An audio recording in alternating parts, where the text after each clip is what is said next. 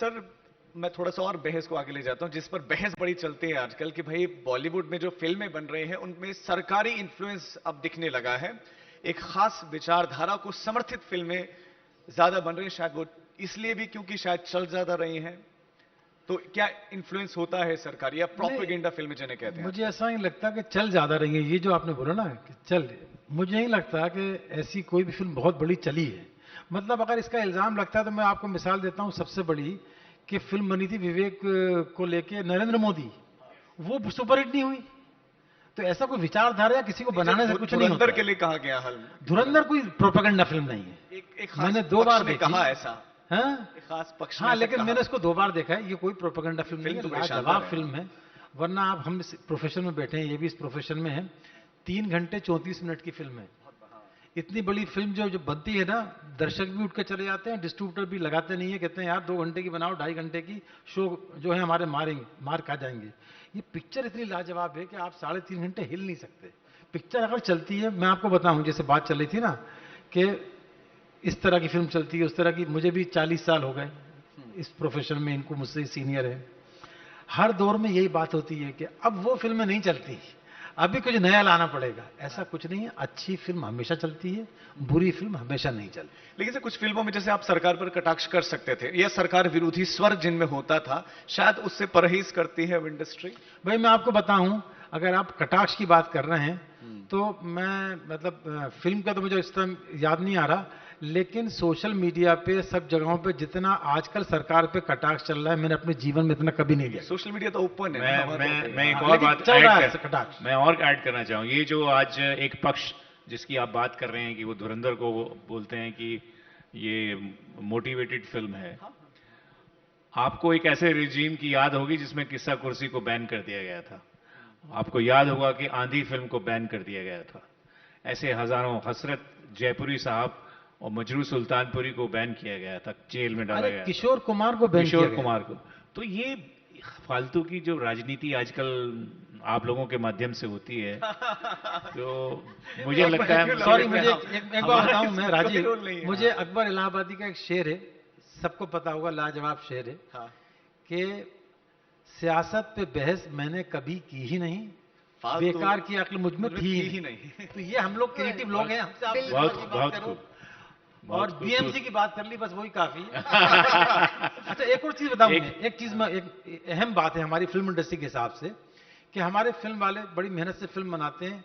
आज मालूम है, मुंबई से ज्यादा शूटिंग जो है ना, हाँ, वो उत्तर प्रदेश और मध्य प्रदेश में हो रही है। जी। उसका रीजन क्या है, जो मैं इस प्लेटफॉर्म से आज तक के जरिए पहुंचाना चाहता हूं, कि शूटिंग में प्रोड्यूसर एक्टर आसानी चाहता है, बाहर परमिशन बड़ी आसानी से मिल रही है। वन विंडो यहाँ क्लियरेंस। शूटिंग करना इतना मुश्किल है। एक मैं आपको एक किस्सा भी सुना देता हूँ, अगर टाइम है आपके पास। हाँ, पे हाँ, पहुंचना है इतना ना? मुश्किल है। कि मेरी एक फिल्म थी चलते चलते, शाहरुख और रानी की। तो हम लोग, शाहरुख को नेक का प्रॉब्लम था, उसकी रात की फ्लाइट थी, नेक्स्ट डे लंदन में उसका ऑपरेशन था। तो हमें काम, गाना खत्म करना था। तो कार्टर रूट के ऊपर हम फुटपाथ पे गाना कर रहे थे, गुमशुदा गुमशुदा, फराह खान, रानी और शाहरुख, सारे लोग। तो सनसेट हो रहा है, उस बड़ी जल्दी अंधेरा हो जाता है, 2 शॉट बाकी हैं, जल्दी जल्दी शॉट ले रहे हैं, अचानक गाना बंद हो गया। शाहरुख चल रहा है, अरे गाना चलाओ। तो देखा एक पुलिस इंस्पेक्टर बाइक पे बैठा है और उसने गाना बंद करा दिया। बोले क्या, परमिशन? तो बोले परमिशन दिखाओ। बोले नहीं, आपके पास खार पुलिस स्टेशन की परमिशन है और इस खंबे से बांद्रा लग गया। सच्चा किस्सा है, किसमें आप तो यहाँ बड़ी सेम activity है। फुटपाथ है, सेम फुटपाथ। तो शाहरुख को आपको इसका कोई जवाब नहीं आया। तो उसने कहा यार एक ही चीज तो है। बोला नहीं, एक नहीं है, ये खंबा उधर ले जाओ। तो उसने कहा अच्छा ये शॉट के बाद शिफ्ट कर लेंगे। बोले नहीं, नहीं होने दूंगा। नहीं होने दिया। नहीं है, ये बिल्कुल सही। परेशानियां खड़ी होती हैं। तो परमिशन वगैरह यहाँ सब ऐसा, बीएमसी को हालात गवर्नमेंट को पैदा करना चाहिए कि आसान परमिशन हो, आसानी से शूटिंग हो। ऐसे यूपी में भी हमें जो है फिल्म सिटी बनाने की तैयारियां चल रही हैं, उसमें समय है। लेकिन क्या आपको लगता है कि दूसरे किसी स्टेट में वो पोटेंशियल है जो मुंबई में है? देखिए, मुंबई के पास एक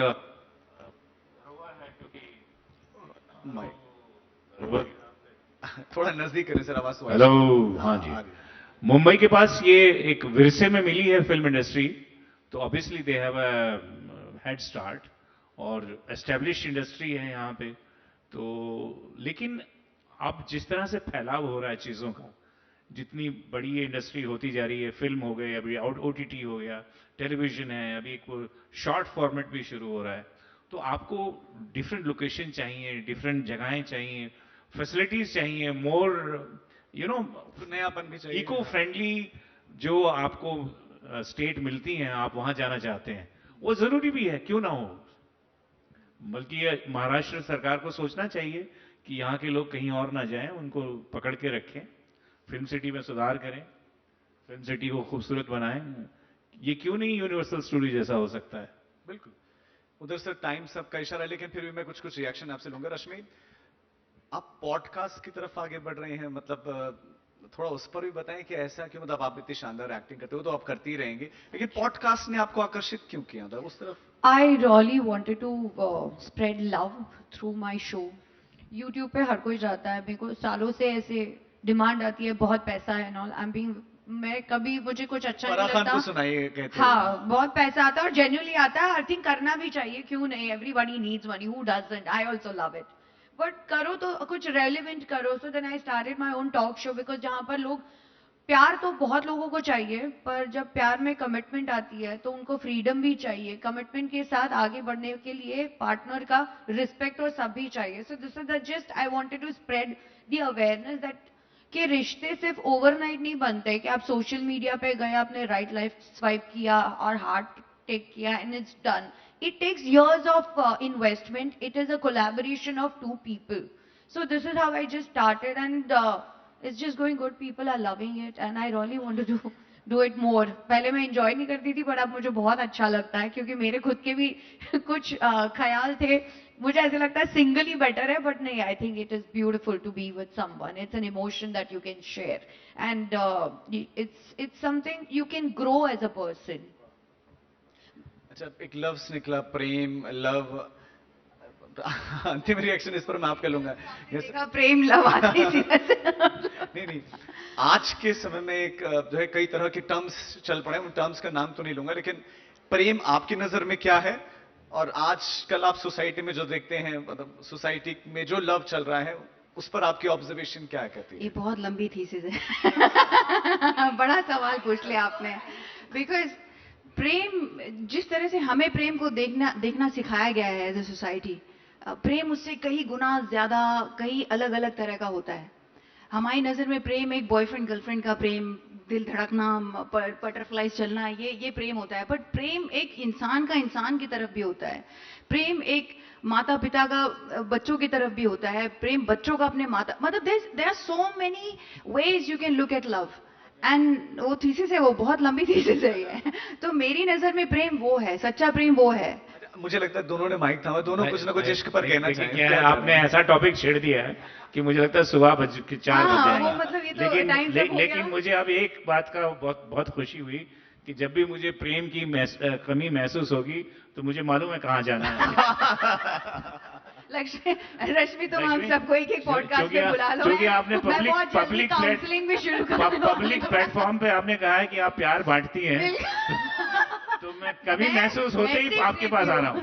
सर, ये थोड़ा सा प्यार बांटती नहीं हूँ मैं, प्यार के मैसेजेस देती हूँ, ताकि जिससे घर टूटा टूटे, लोगों को विश्वास हो। उसी से शुरुआत करेंगे।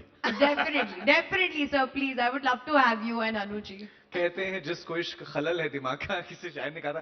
आपकी क्या टिप्पणी इस पर सर? कुछ क्योंकि ये इतने सही बात है, सुबह हो जाएगी। मोहब्बत और प्यार और प्रेम और ऐसी चीज है, लेकिन वो जिगर का एक शेर है, उसमें सब कुछ है कि एक लफ्ज मोहब्बत का अदना ये फसाना है कि सिमटे तो दिले आशिक और फैले तो जमाना। क्या बात है, क्या बात है। तो मोहब्बत ऐसी चीज है।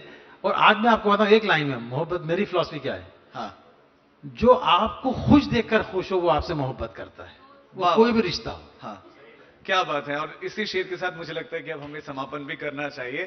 Thank you so much, thank you so much. आप मुंबई मंथन का हिस्सा बने, इस मंच की आपने शोभा बढ़ाएंगे। लेकिन आगे बढ़ने से पहले हम बता दें, 50 साल हो गए हैं हमारे इंडिया टुडे मैगजीन को, और एक स्पेशल अंक उसका निकला है, तो वो हम आपको जो है गिफ्ट और भेंट करना चाहेंगे। प्लीज लेकर आए उसे। Thank you.